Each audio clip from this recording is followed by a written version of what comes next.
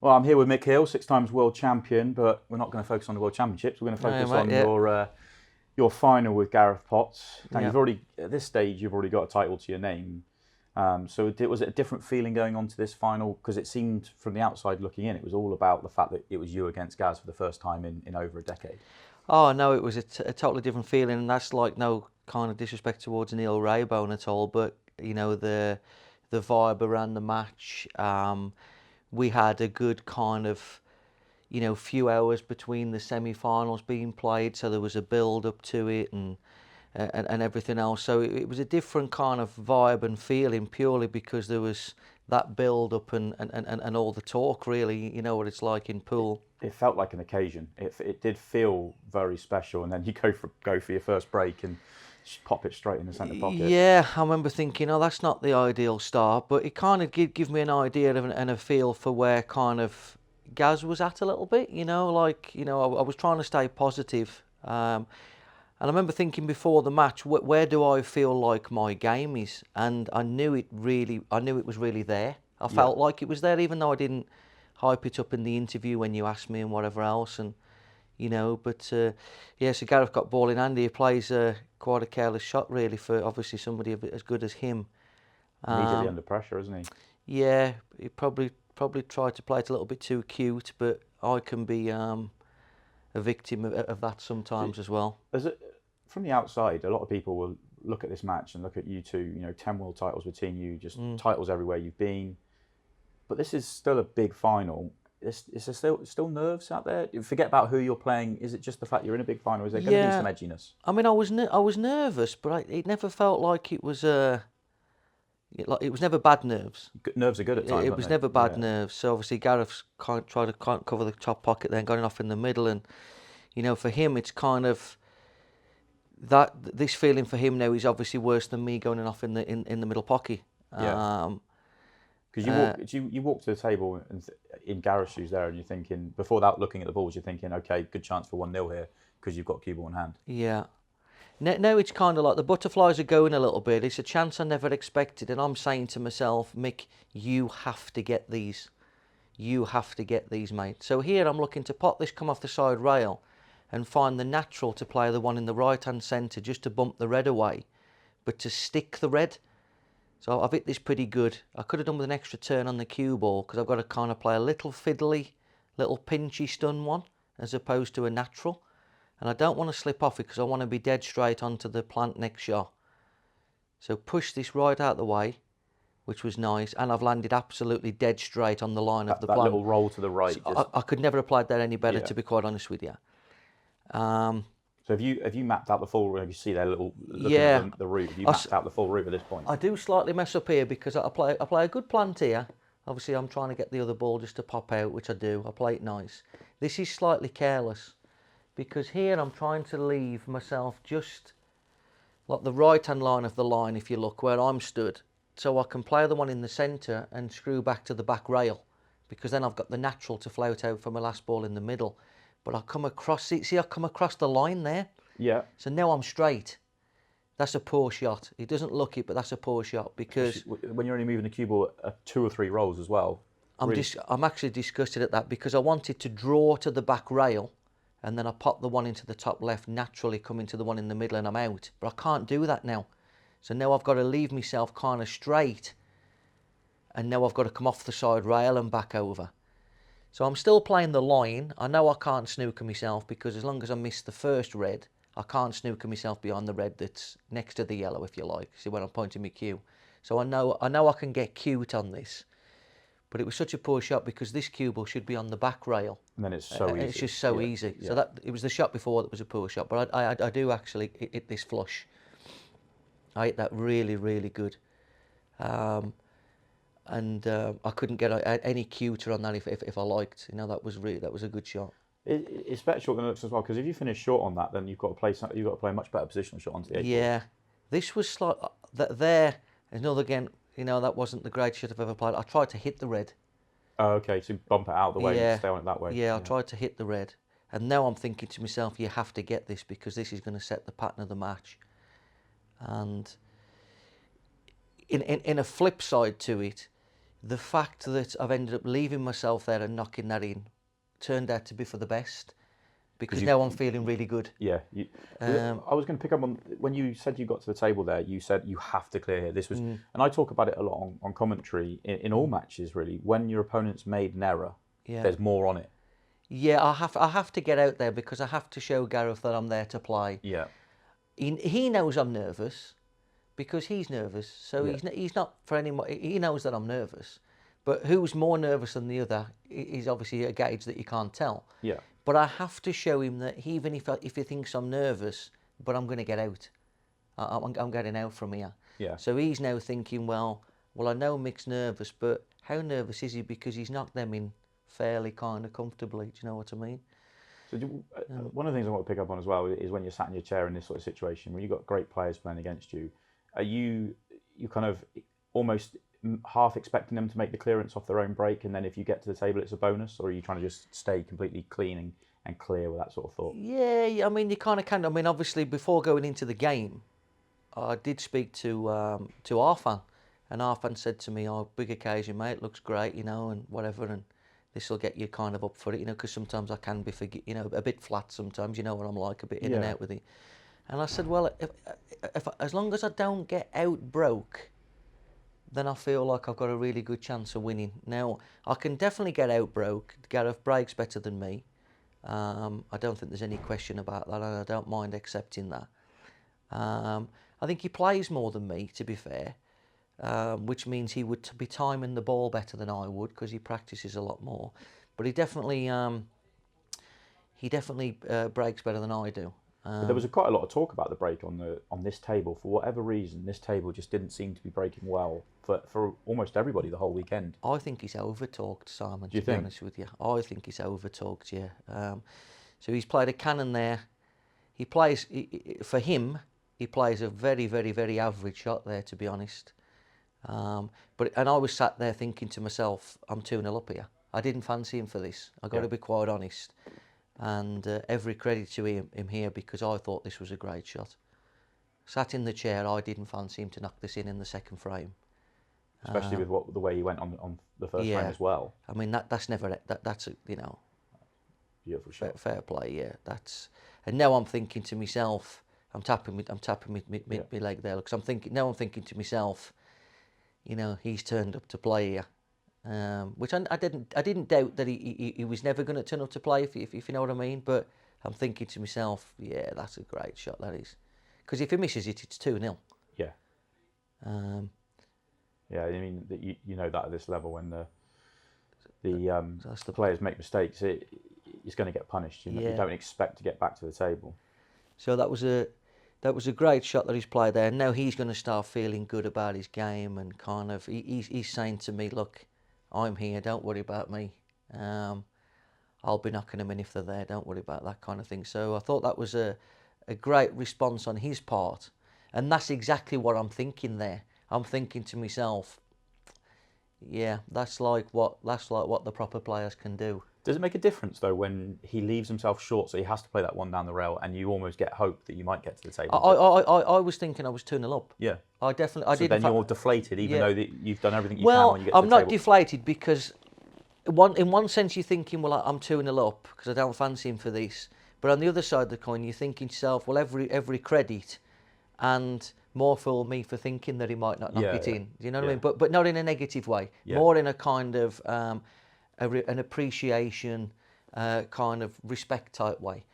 So now I'm thinking to myself, one apiece, yeah, we're involved in the game here. I'm not too sure if I don't send the cue ball off the table here. Well, I was going to ask you, do you change your break? Because your first break, you went straight in the right centre. Obviously, I know I'm up against somebody that hits the break so well, so I'm kind of obviously trying to give it everything. The adrenaline's going. Dropped my chalk there, which normally is a sign of nerves, but it wasn't. But I actually remember thinking at the time, I wonder if people think I'm nervous now because I've dropped my chalk. You think amazing what goes through your mind, isn't it? Yeah, you think all these crazy things. Oh yeah, you give that some airtime, didn't you? Yeah. You really gave that, but you hit him well. And I didn't get anything. Yeah. So it was like, this was Gareth plays a careless shot here. I did it. I did give him some though. Look at that. Yeah. Good meter up, I think.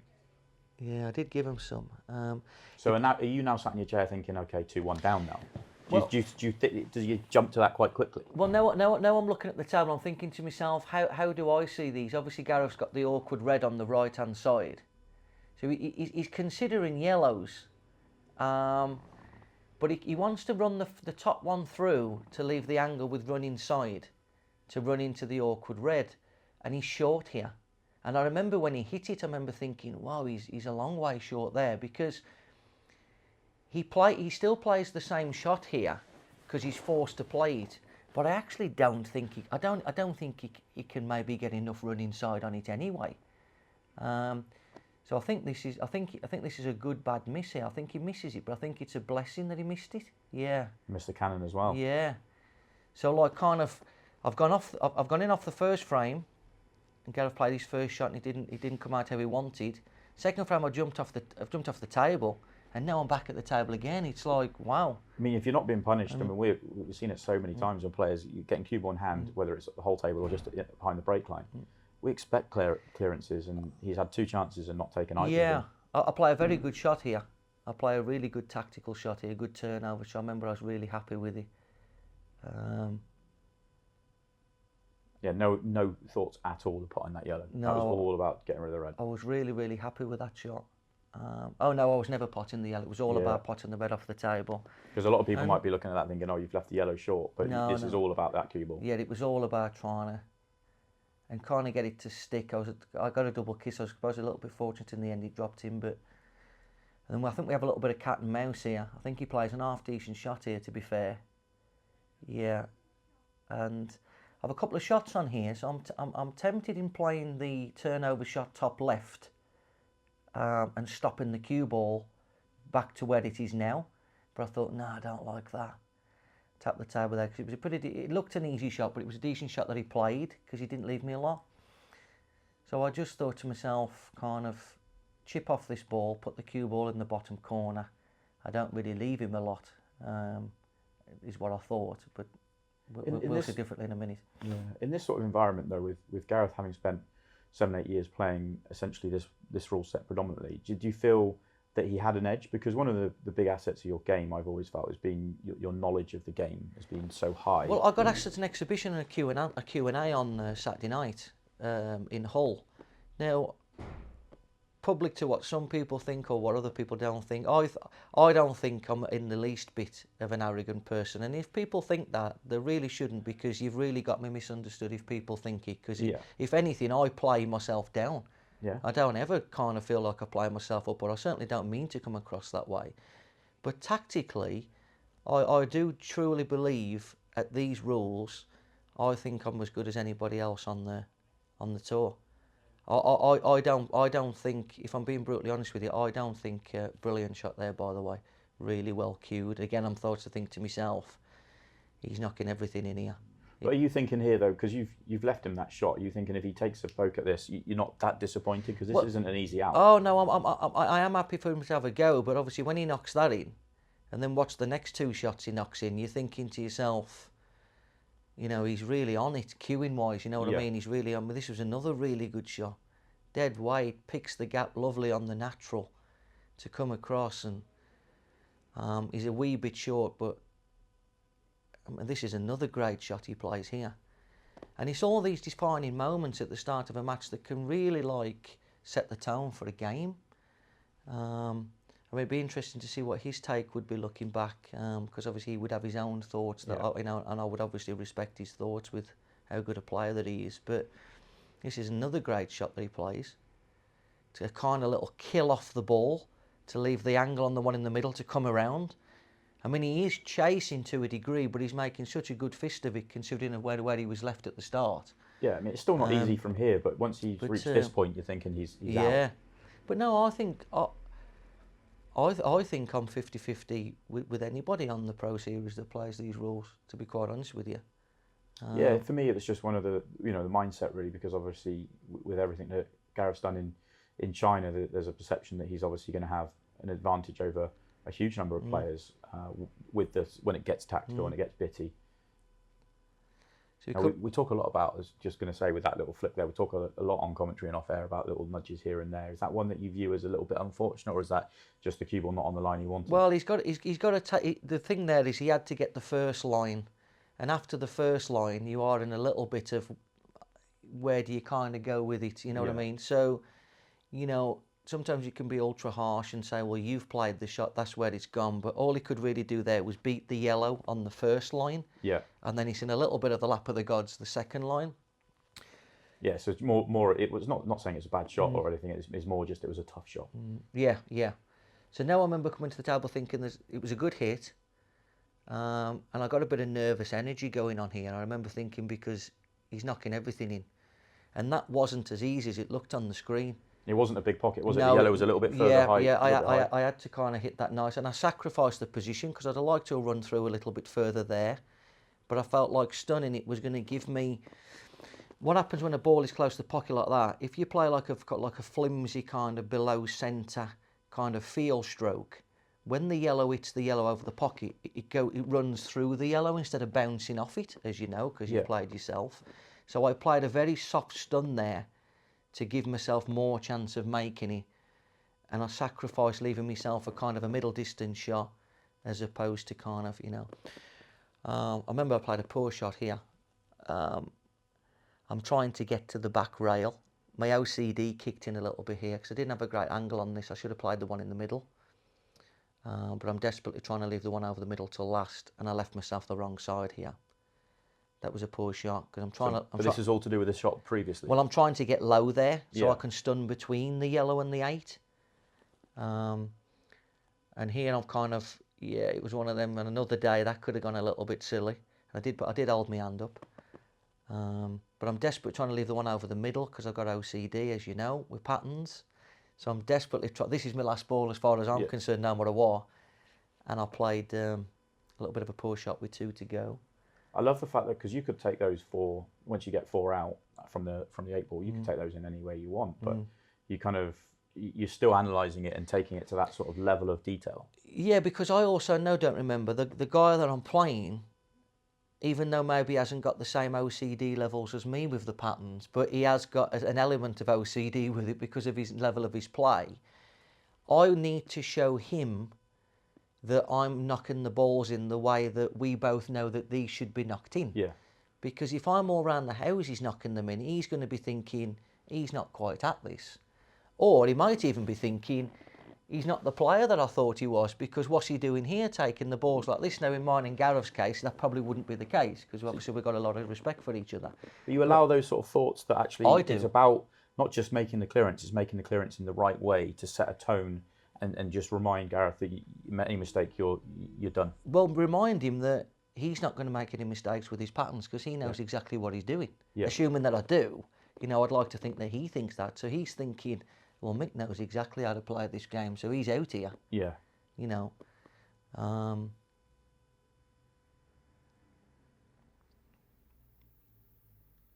He runs out his first one, so we'll be thinking more of the same here. But having made a mistake in a previous frame, sort of a bit more on it here for Gareth. Yeah, and again, you know, he's made his ball, hasn't he? I think, yeah, this was interesting because I remember sat in my chair thinking it was reds.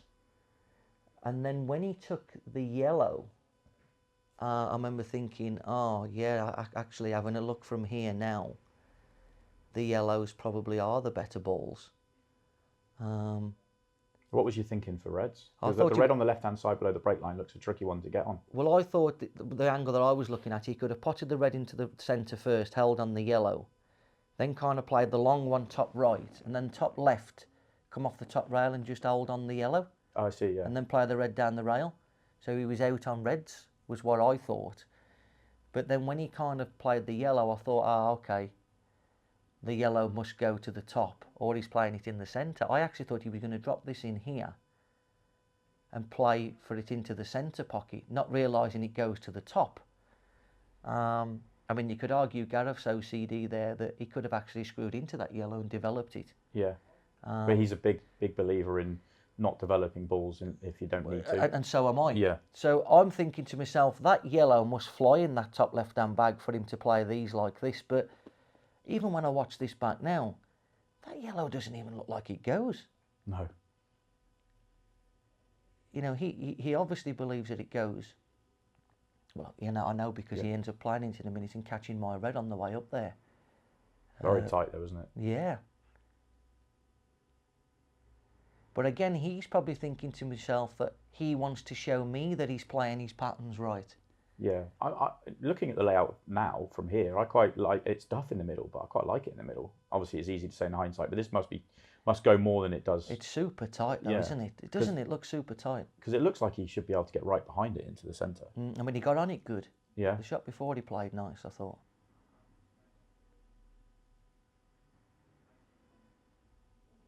Yeah, and it was at this stage where I thought to myself, wow, I'm quite shocked now. I'm quite shocked, and I thought to myself, big moment this. Yeah. They're not easy, but this is a big moment. It's a mistake to punish. Yeah. It will hurt more. Yeah. If he breaks dry and you clear, it doesn't hurt in the same way That's as, right, as yeah. this. And bearing in mind at this stage, Gareth's had the first go 4 times here. Yeah, 4 out of 4. Yeah, that's quite big at this You know, level. so sometimes at this level you talk about, oh, was it the break that made the scoreline what it was? But no, in actual, you know, in this instance, Well, we've seen matches in I the past. I hit that nice. We've seen matches in the past with scorelines that, as this ends up being, and you just think, oh, well, you know, you've had the majority of the chances. Yeah. But early on in this match, that's not the case. No, it's more Gareth's errors at this stage than. Yeah. But I remember thinking, so if I got the 2 balls together, it does go in the middle, past the 8 ball. And I'm looking here, I'm going to play the one in the top right, I believe. And I can come back for the corner, but I think do I just drag this in? Yeah. And I just pinched that just a little bit much, a bit too much, just a fraction, because I was trying to land just off straight on that in the middle and run through and knock Gareth's yellow out the way. Yeah, now you've not got the angle you want. But I was okay with it. I mean, I wasn't absolutely devastated because I know that red goes to the middle. And I've got the other angle. I've got the 2 cushion angle, which is nice. And I hit this quite good, and I don't quite... Yeah, just a fraction, because it goes to the top right as well. Yeah. But you played for that one in the middle. Yeah, well, it goes both ways. And I'm thinking to myself, wow, I've hit that really good. And you're in between. And I, like you wouldn't believe. Yeah. You know, it was like, and I crunched it and I hit it nice. So again, play the one at the bottom, kind of try and get back. But I'm dead straight on this.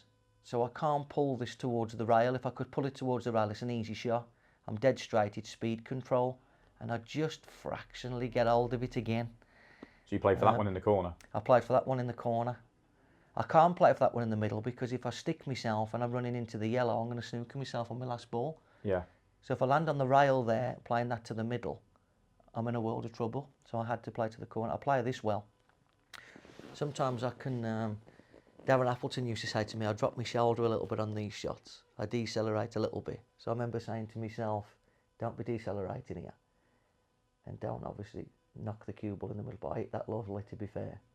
And that was as good as I could get on that ball. Yeah, I like the way you've played a big area there, Yeah. where you were always having a shot or something. And this was the best shot of the match, by far, because I've got to pop this ball, 8 o'clock on the cue ball, drag, swing it, and I've got to hit the yellow full in the face to stay on the 8 in the middle. And I hit it perfect. Lovely, isn't it? You see the spots there just doing absolutely as you want it. Yeah, so if I overspin it, I miss the ball. If I underspin it, I hit it thick. And if you go too far, If on I go that too pace, far, you've got no shot. I got no shot. And at this, it was at this point where I actually did think to myself that Gareth would really appreciate the shot that I played there on the last ball. You know, where he'd be thinking, you know what, that was actually a really good shot. You know, so I'm sort of thinking to myself that he would be thinking now, he looks pretty sharp, kind of thing. For me, from the sidelines, this is the big moment in the match. You're breaking off now. You've obviously gone in off and jumped off on your first 2 breaks, but this is you're coming to the table now, 3-1 up. You've punished a mistake, Gareth. You want to make him think, don't you? You want to keep him in that jet. Yeah, no. At this stage, I'm thinking. Well, at this stage now, from a personal perspective, I'm thinking to myself, maybe he is a little bit nervous. you know, because I would have expected him to get out the last frame. And I'm actually now thinking to myself, I'm actually feeling it now, kind of thing. I'm actually thinking in terms of, I'm thinking to myself, wherever these balls are, I fancy I'm going to get these. Yeah. You're now into the match. You're up and running. That's it. Yeah. So you take a lot out that last clearance because you know how good the last couple of shots Definitely, were. Yeah. I don't exactly know what happened here. I nearly went in off. You're desperate to keep that cue ball off the table in this match. Put my hand up. I did nearly going off. I hit him pretty good. I hit him good all week. Let's have a little look. Yeah, I hit him good. I did lose the white. I was trying to cut across the front ball a little bit, I remember thinking. They come out nice though, don't they? Yeah, they'll come out nice. I've just got to be careful of my work, me two at the bottom. But I play a very good shot here. You're straight away two at the bottom is what you got to clear. The one near this bottom left-hand pocket is what I'm playing to get on first. Yeah. And I've played to get on it first. I think I'm on it. I've played to get on it. Now I'm thinking to myself, but do I want to play it even though I'm on it so good? Because I'm thinking to myself, if you get into it too much, you're going to clatter into your own ball. And if you don't get into it enough, you bring the two yellows in the middle of the table into play. That's why I'm just looking with my hand there, saying to myself, where's my... But make sure I beat the red, and I hit this really good. I was delighted with that. I was delighted with the... It doesn't look much, but I was happy with... I hit it how I wanted to hit it. Yeah. The strike. It's so easy on that sort of shot to not come high enough because you're worried about flicking that red. Yeah. Now here, there's a couple of ways I can go, and I didn't quite make my mind up here what I wanted to do. But I'm playing the one in the middle next to the 8, and I'm thinking if I pull it back far enough, I can play the one into the bottom left and get that out of the way now. But if you notice, I just kind of didn't quite get it, but knowing I can play the plant and then the 3 at the top and then play the one bottom left last. So I had half an eye on kind of... I often wonder that with patterns because obviously all the talk is about 8 ball backwards, but this is a situation with the 8 ball being where it is, where you can go so many different ways. Well, it's 8 ball. This is 8 ball forwards. Yeah. Really. I could have played that a little bit better. I remember I didn't get the check that I wanted, and I remember thinking, should I have gone round 2 cushions? But I play this one nice because I've got to play this with a flick with side as opposed to a stun, pocket weight, and try not to kind of hack it. If you look, I played that really well actually. Just about. Any further and I can't pinch this, I can't nip it. And I'm just choking my cue like so I don't miss cue here.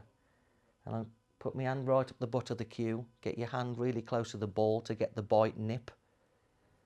And it was okay, played it okay, I didn't want to miss cue. But of course, if this goes 4 shots before, there's no shot to play at all. Yeah. So I would have liked to have played it 4 shots before, but there was no big drama. Nice little cannon as well. Easy to get behind those yellows. Yeah, so you're kind of playing it like kind of... That wasn't exactly how I played it, but it was like a kind of a 55-45 kind of way. This is the big moment in the match for me in terms of this is where I feel you've now, you've got those early nervous mistakes or whatever they were from Gareth and a couple of errors that have come along. You've grabbed them, punished them, and you've been perfect through the match so far, other than the break. I think this frame, I do play, this is a shot I get wrong, and I maybe played the wrong shot. I think I'll try and play a ball enough a ball after Gareth makes a mistake. And I think this was probably kind of... Do you allow yourself in this situation to think, though, you're 4-1 up now, you basically, as long as you take care of your side of the table, you're in control? Or is it because you're playing somebody so good, it's only one dry break and it swings around? I actually think after this frame, I play my best shot choice of the match, which obviously we will come to, if I remember correctly. I think your memory's pretty good because you remember every shot. Yeah, I can remember every shot. I think Gareth makes a ball here. I think he goes yellows. If I remember correctly.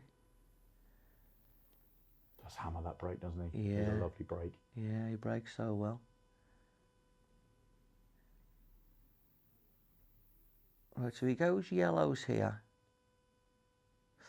I'd be quite interested looking back. Yeah, great break to see what Gareth thought of. You know, his patterns and how he felt like he was at with it. I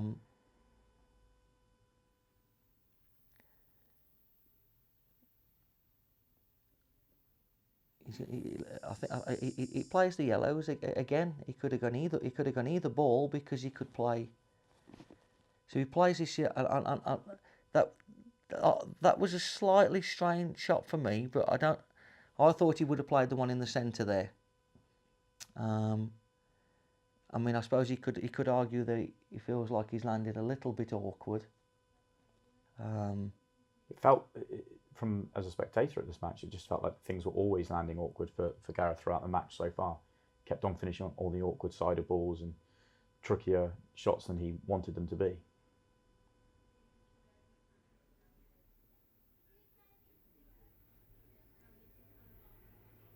Yeah. Yeah, like I said, I remember thinking it did feel like he was chasing a little bit. I think he pots a good ball here. But I do remember thinking here when he potted this one that I felt like it was quite you know, it was a good pot. But I thought, wow, he's got work to do here. Yeah, knocking that 8 ball a little bit trickier. Yeah, exactly. And I thought, wow, there's some work to do here now. I wonder if he looked back now, he may play the one in the centre first. And I think Gareth felt like this turned off a little bit to the left hand side, but it looked short to me. Yeah, you see there, it may have hinted that way, but it looked like it was always on the jaw a fraction. And this was the shot that this was a poor choice of shot. I try and play the red in off the yellow here, and now I wish I would have chipped off the red on the bottom rail and snookered Gareth behind the red on the right hand side. So if we look at the table now, if it gives us the option, I've got a red on the bottom rail, and I should have been chipping off that half ball and putting Gareth snookered on the right hand side behind the red, and I try and play this in and off the ball. Yeah, it was a poor shot. It was the worst. It's the only really poor shot I play in the match, but I'm annoyed because it's not even the right shot. I mean, even if I get it, you get more annoyed with with choice rather than execution can go wrong. And I think I executed it badly though, because I knew when I was hitting it, it was the wrong shot. Why did you play it off the yellow? Could you see it enough to put it clean? No, I just felt like, I've got loads of momentum. I really fancy the job here now. And I got caught up in it a little bit, and I get let off. But it's the biggest let off mentally that I had, because I really switched back on again. I think Gareth misses this yellow. Yeah.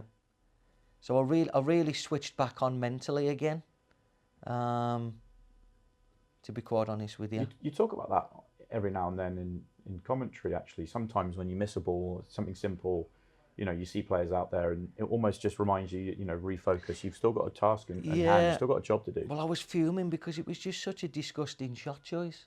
If I chip off the ball half ball, come down and snooker Gareth, I play a good shot here. This is where I mentally switched back on again because of what has happened. So I can play top right. I can play top right again. You see where I'm cueing, leave the cue ball there, play bottom right and come across for the awkward ball and play it in the same bag. And as I'm about to hit this, I thought, hold on a minute. You can forgive yourself, Mick, for one stupid shot, but don't do it again. And this is where I changed my mind. This is where I changed my mind. You can be allowed one idiotic shot. Yeah. Two, and you're back to playing the match. You're back to understanding the situation. Yeah, you're an idiot. And that was where I totally switched back on again. Yeah.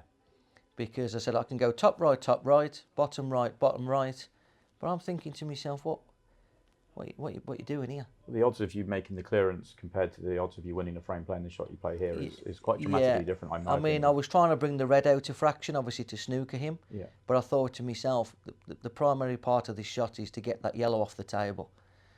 And if he comes up with a brilliant shot, then so be it. It's still Yeah. the right choice of shot. Yeah. And he nearly does, to be fair to him. Yeah. I did tap the table to say good effort. It was a good try. But I thought that was one of my best shot choices of the match. After playing such a poor shot choice. Especially considering your gut feel when you came to the table was to keep going. Yeah. I played quite a good shot here. There wasn't a load of angle there. And yeah, a couple of I can go twice across here. It's not my type of shot though, twice across. I've never liked it. So I just decided to leave myself distance. Some players do come side rail and back over there, but I didn't fancy it. And now I remember on this shot thinking, knock it in. And again, I ate it crisp.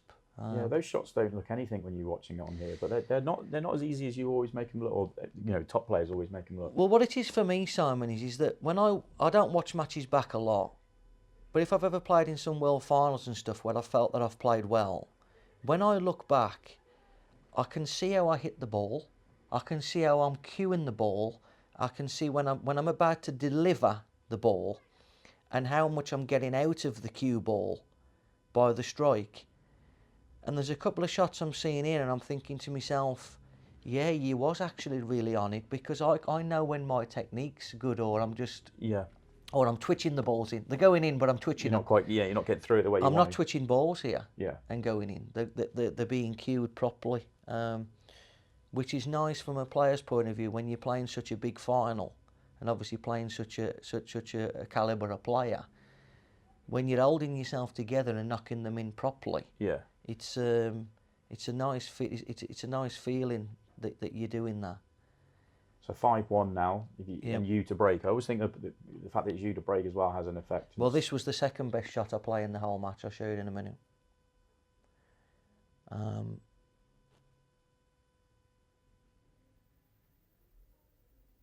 So I make a ball. Got nothing from making a ball. Now, this was the best shot I played in the match, in my opinion. So, if I play the yellow in the centre and I pot it, it's 6-1. If I play the yellow in the centre and I miss it, it's 5-2 with Gareth to break. Yeah. And he breaks fantastic. We've all read the script. It's 5-3 before you know it. It's 5-3. So I'm playing this shot and I'm thinking, yellow to the middle, long red to the bottom corner, and I'm tempted with it. I can play the second of the two yellows in the middle, but I think I'm going to catch the other yellow and slide off it and going off in the bottom corner. Yeah. So I don't want to play that. And this, for me, was the best shot I played in, one of the best shots I played in the whole match. That, to me, was like... And I remember Gareth in the interview afterwards saying, like, it felt like I was chasing a bit in the second set of balls. But on two of those occasions, if you notice... It was the two occasions that I've asked the chase. Yeah. And I did say that in the interview afterwards. I thought like I played a real good management game. A lot of people in that situation would fight, especially being 5-1 up, would have been tempted there. Because you just think, oh, just keep going. Yeah, you're playing well, especially as everything you just said, you're queuing well, you know you're on it. You would expect to make that. But you miss it and you come back to the table and you're 5-3, you draw a break, you're 5-4. You're thinking, what have I done here? Taking no liberties with the game. Yeah. Whatsoever. So this is the carrot dangle here, which, you know. So you're basically saying, do you want the second set of balls here? Do you want to? Well, I mean, the Reds aren't a second set as what they were when I had the first visit at the table. Because you've still got a couple, you know, the yellow next to the 8 ball isn't difficult, is it? Because you've got the one in the middle to knock it out. The yellow on the right-hand side, but believe it or not, is probably the more awkward of the two yellows. Yeah. But yeah, Gareth has a go here. Fascinating cat and mouse, the kind of what you're trying to do, what you're asking your opponent to do. Yeah. So you're not that disappointed he's taking these on. He's 5-1 down. If he gets them, fair play to him. I think he plays a shot. I think he gets a double kiss, trying to knock the yellow away from the 8. Yeah, I remember the shot. Do you know what I mean? It's hard work, isn't it? Do you know what I mean? Yeah. So I've forced this chase, remember, and you know, obviously I know how great a player he is, but he's 5-1 down, you know. Yeah, and another day that does come out a little bit kinder, and maybe he makes This the was finish. about- But this is you're asking that question of him. This is a decent shot as well. I think it goes in off the far jaw. Yeah. But that was a decent shot, you know. Now, this was an interesting one for me, because I'm thinking, do you play into the yellow and the height, into the 8 ball here with a lot of pace and make something happen? Which I know that that's not really his style, nor is it mine. But if you don't do that, then so I'm wondering at this stage whether Gareth actually decided he was going to play the cross double on the 8 ball, or whether he maybe had in mind, you know, something. But you would think that. So obviously by this stage now I'm thinking to myself, kind of, I've got one of the best players of all time at 5-1 going for a finish where he's going to play a cross double on the 8 ball. yeah. You know, so from my perspective, I'm thinking, well, it's job done. If he gets them, Does that allow you to? good luck to him. If he makes it, does that allow you to deal with that? The fact that you're thrilled with I'd do it yeah. again. Yeah. It makes it mean I would do it again. Yeah. And again and again and It's again. the whole and point again. of having, I guess, percentage play is that Yeah. that whole idea is that you've got to allow your opponent to get it at some point. Yeah, and I wonder where on that. I think on that shot, I think he didn't quite get the reverse side on it that he wanted. Because you'd want to be queuing over the centre pocket here to play Yeah. this, not from Does the feel angle short, that it's doesn't played. it? It's short, yeah. So obviously he misses the double. So I wonder whether he played to play with reverse side, but maybe a little bit bit of tension. He didn't get it on it, or maybe he just thought, just screw it back. It is what it is. Again, you know, only he would know that. It's just an extra roll up the table. That's an easier double. Yeah, he needed a bit of reverse side the shot before, didn't he?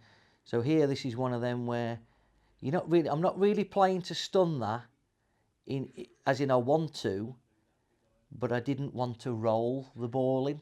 Yeah. Because I've still got a bit of tension in my arm, kind of thing.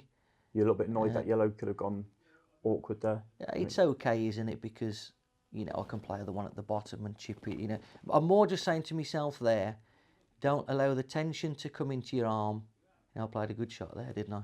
Wanted a bit more on it, but I played a really good shot there. Because once I get onto this one, I'm out, aren't I? Yeah. And I'm on it good enough. That's why I was saying when you first came to table, you kind of knocked it into a slightly more awkward position, but you had enough. I guess you got enough balls there just to work it. Work it I mean, out. I was more thinking to myself when I knocked it, stun the previous ball. Yeah. Don't allow the tension in your arm for it to roll or drift or. But it's just easier to be positive when you're getting through it. Hit it with a positive strike. Yeah. Again, I'm pleased with the way I'm striking the ball at this stage.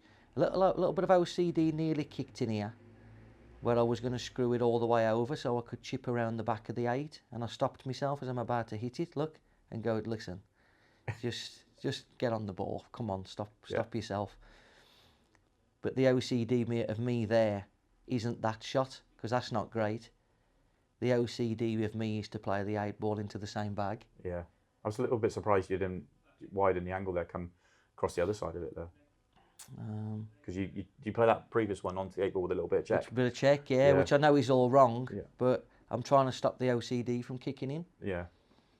Look at the double. You can see an extra roll up the table, and he needed to be queuing over the pocket, over the centre pocket, but as I said, maybe didn't quite get into the one before, but yeah, I mean, so from my perspective there, you know, I'm asking the chase. Do you know what I mean? And you're just the decision making in this frame. Then you're thrilled with, really. Yeah, you turned down a tricky finish yourself. Asked a tricky finish of Gareth, and he nearly got there, but you've done what you needed to do. Yeah, absolutely. You know, obviously the scoreline allows me to dictate that. And by this point, somebody actually said in the crowd, "Oh, mate, he's basically got to beat you 7-1 from here in 14 minutes." Somebody actually said it, and I never even took any notice, to be honest with you, of the time. But no, until you said that, I haven't either. But then I've seen you, and I don't want to bring up bad results, but I've seen you 6-1 ahead of Jordan Shepherd in the Pro Cup, and he had 8 minutes left, and it can turn around. Yeah, you've seen it happen, absolutely. Especially with great players. Yeah, so when somebody said that, I thought, well, that was quite nice to hear. I think Gareth breaks dry here. Yeah.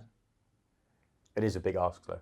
Yeah. As much as I say we've seen it happen before, it is. I mean, it's serious, Yeah. isn't it? That's for more than anything else. For me, take the clock out of it. You're asking. I think Gareth basically needs you not to have 2 or 3 chances in those frames because you're on it. Exactly. You know that you're going to take your chances. So I've got the red to the centre here, which I think I'm supposed to make it, but I can miss it. Or I can play the plant, which I'm not too bad at plants. I'm thinking just pick your point. And I remember I got quite a good roll here with a cue ball, if I remember right, because the cue ball's tracking up the table, and I think I got quite a good volley. I think I sort of just put my hand up just a little bit, and I got the other one went over the centre, and obviously now I'm thinking to myself, yeah, this is 7-1. Just don't do anything daft. So you pick the route here. You already know your last ball. Yeah, no, this is quite basic, isn't it? Where you basically kind of go in. I'm looking just see if the top one of the 2 goes into the centre as well. So I've 2 together. Does the top one of the 2 go past the other one? It does make a little bit of a difference. Makes life a little bit easier. Well, it makes a shot like here, because I'm basically saying to myself, if it doesn't, I've got to make sure I'm long, so I can play the other one first, then the other middle, and whatever else. But because it went, it's great, obviously, because now it's just 3 middles and the corner, and I'm just looking there to thinking, when I leave my last one of the 3 in the middle, is it going to be a stun shot, or can I just roll it on the natural? Do you know what I mean? Because there I'm thinking to myself, I can play it now. So I haven't quite made. In fact, I do play it now. Yeah, I do play it now. See, I was surprised with this. I had you playing this last. I had you that as your last ball. Yeah. And you got the one to the right centre, drop it in, and it's all. Well, as I'm watching there, I'm actually thinking to myself, that was the way I went. I've actually second guessed myself on a reroute there. Do you know why? Can you remember why? I do know why, because I just thought to myself, don't let the OCD kick in again and overplay it. That I can't miss going that way. Yeah. Even though the other way looks like a bit more sort of trendier. Yeah. If that makes sense. I mean, yeah, you're still absolutely, it's still as simple as it gets. But that's like that. I would class that as kind of, and I know in a strange type of way, that's kind of an ugly pattern to me, even though it still looks a good pattern. It's a good pattern for me. It's a good pattern if you've done nothing but play straight, simple pots the whole way through. But middle corner, 8 in the middle. Yeah. To me, is me kind of beating the game, if that makes sense. I've got OCD really bad with it and whatever else. So it's one of the things I like to do though, especially when I'm watching players with great patterns, is I like to pick out what I think I would do and then see if your pattern matches up mine. Yeah. So that one, your pattern didn't match mine because I always was seeing that as. Well, that pattern didn't match mine either. No, it was middle corner, middle. But yeah, so obviously that all went to plan. I've started to break a bit better. I've started to make a few balls. And now you're just you couldn't believe coming into the match that you were going to be a 7-1 at this point. From 4-1, kind of, it's been me doing the dictating. Yeah. To leading 4-1, it was really Gareth's errors that allowed me to get in front. He had his chances early and allowed you into the match. It is like a match of 2 halves, isn't it? Yeah. Because, he didn't make the most of his halves, if you like. And I made the most of mine. I hit these good, actually. Probably the best break of the match in terms of control. Timing's not great though, is it? Kind of put a quick one in there, really. I was ready to hit the shot I was ready to hit the waggle before, and I didn't, and I waggled again and hit. Yeah. But you controlled the cue ball better than any other, and it was better, wasn't the match it? For sure. It was better. You got good power and explosion off nearly every break, to be honest. But it's just the cue ball control.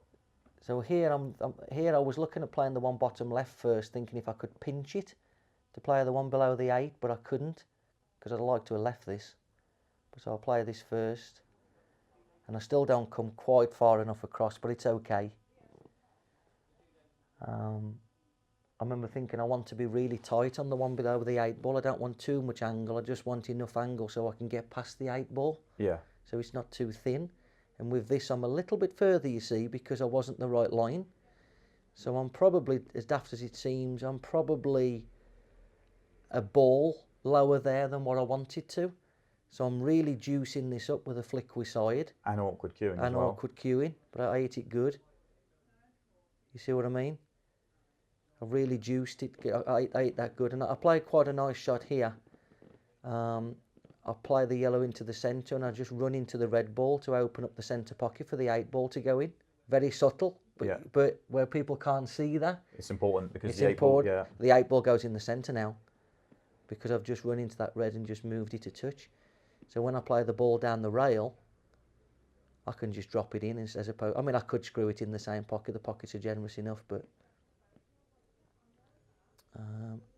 And now I'm thinking to myself, just. Is it hard to stop yourself from acknowledging the fact that you've won already? Yeah. In your mind, because you've still got work to do. You've still got to make the pots. Of course it is, yeah, of course.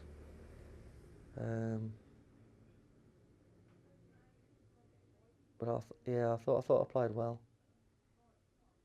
No, it was a stunning performance for me. Obviously, there was the couple of bits and pieces here and there that you were talking about, but from the outside, I think there was just that one genuine error in the whole match from you, and you punished the mistakes that Gareth put your way. Yeah, I felt like other than trying to play that ball in off that ball, that was the only bad shot I felt like I played in the whole match. It could have changed the match if Gareth would have gone 4-2, but unfortunately, it allowed me to make another match choice in the same frame for me to get it out of my mind, where I played the turnover shot and didn't have a go. Yeah. And then the next frame played the dump shot again and asked Gareth to go reds instead of doing it myself, going the yellows. So I felt like kind of... But at this stage here, I've got to be honest with you, I'm not like... I've got to be brutally honest with you. I'm not like kind of doing cartwheels that I've beat Gareth, or I'm jumping around the room or anything of the sort. I'm just kind of like... I'm pleased that I won. Well, it was fantastic for us to watch. Thank you for your time to go through that. Yeah, pleasure as always, mate. Your thoughts. It's fascinating to see how you think through those matches. So thank you. Cheers.